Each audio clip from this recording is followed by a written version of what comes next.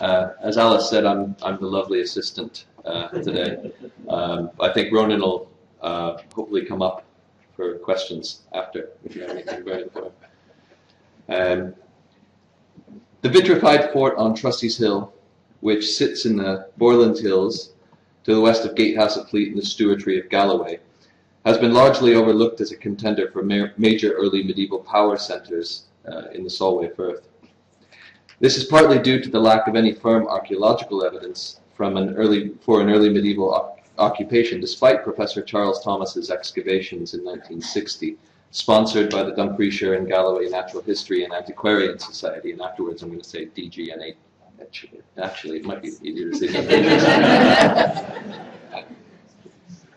It can also be linked to the downplaying and dismissal of the fort's most prominent feature, the exposed bedrock at its entrance displaying Pictish carvings. While Trusty's Hill and its carvings, known locally as the Deal's Specks, languished in relative obscurity, other contemporary sites such as the Motive Mark and Whithorn attained a fame reserved for the most prominent sites in Scottish archaeology. In 2011, the Dumfriesshire and Galloway Natural History and Antiquarian Society decided to once again look at Trusty's Hill and its Pictish carvings.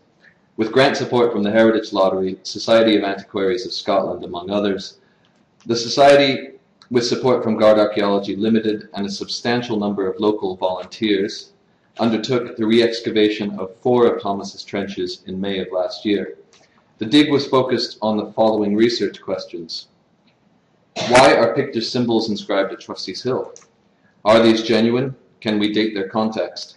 Is there enough evidence for the nature of occupation left in Charles Thomas's trenches to allow for a new evaluation? Our excavations, a substantial artifact assembly, and radiocarbon data clearly show Trusty's Hill to be a fort of primarily 5th to 7th century date. The evidence indicates that its residents were well versed in the fashions and symbols of power and politics in Britain and Europe.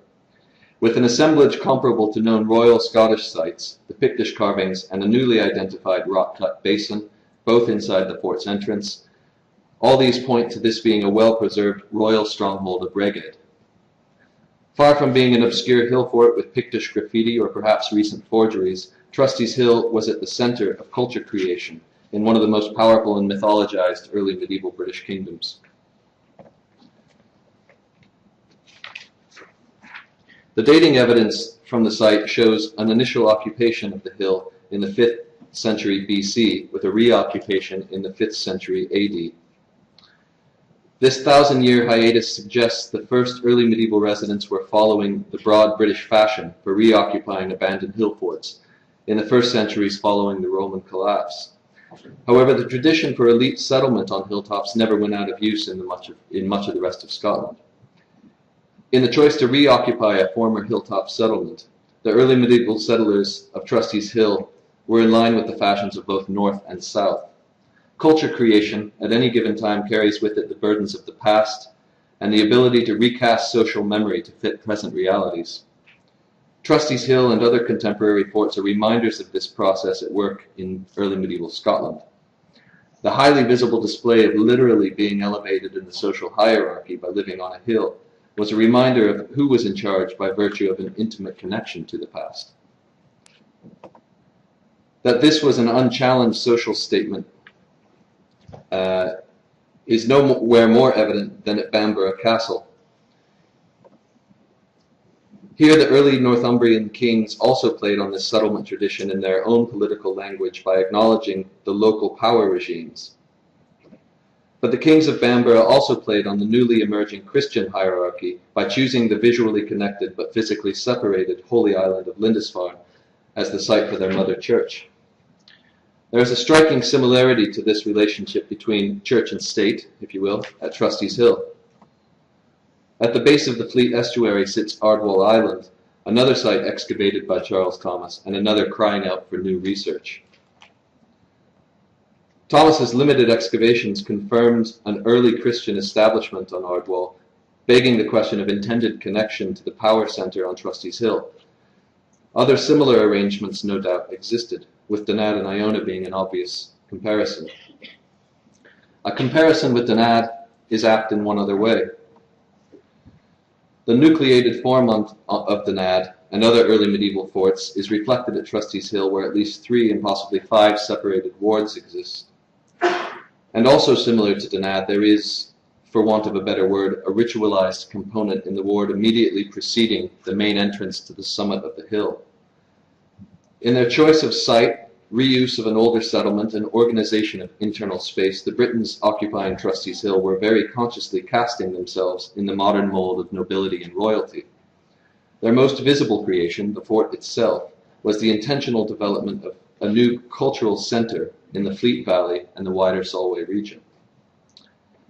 Trusty's Hill was central to the local, and we would argue the regional cultural dynamics, which largely revolved around conspicuous display, exchange, tenuous alliances, raiding, and warfare.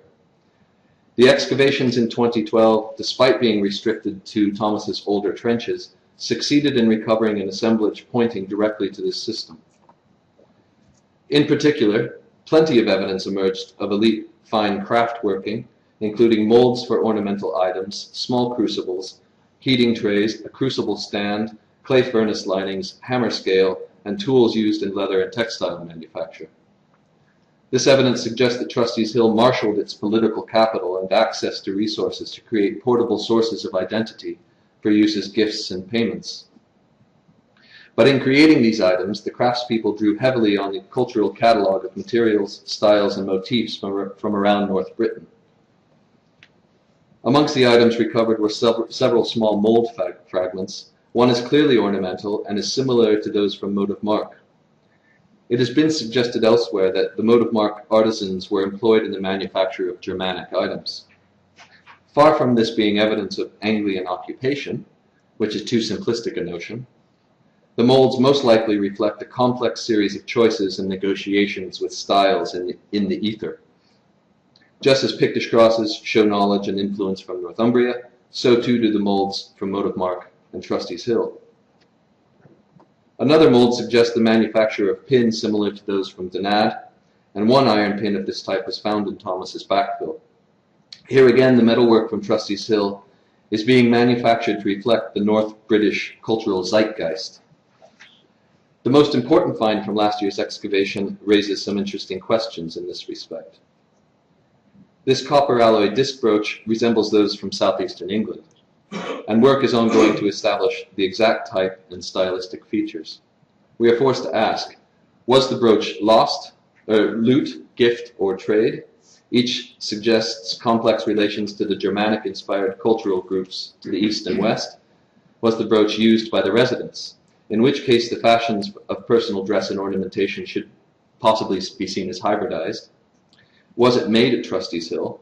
As has been suggested for the materials from motive mark, this may show a complete willingness to not only engage with the emerging links with the Germanic world, but to actively exploit and incorporate these into everyday life. Again, this would be a complex process of relations, acceptance, or denial of symbols and meanings. Was it to be recast as an item of local manufacture? As an easy analogy, with metal hoards at elite settlements in Iron Age Scotland, such as the famous Traprain Law hoard, the objects themselves were potentially less important than their value as raw material for creating new material culture. However, the very act of destroying an object of known provenance and creating something new involves a degree of ambivalent negotiations with the intended or inferred meanings that the objects projected. In the case of the Trusty's Hill brooch, the recasting of the object could have been seen as a purposeful act of destruction of something adored or reviled. The resultant object would have been imbued by the power of this symbol for the wearer and viewer, assuming both know where it came from, of course. In this respect, the brooch, the smelting of it, and the new object would perhaps be seen as propaganda. Could the same be said of this shirt of Roman Samian ware found last summer? The shirt was clearly reused, and one edge has been smoothed through use. The suggestion is that the Samian was possibly used in metalworking as a rubber for smoothing metal, or leather or woolen products. The use of a Roman object in elite craftworking may be significant. The legacy of Rome was keenly felt in the Solway region.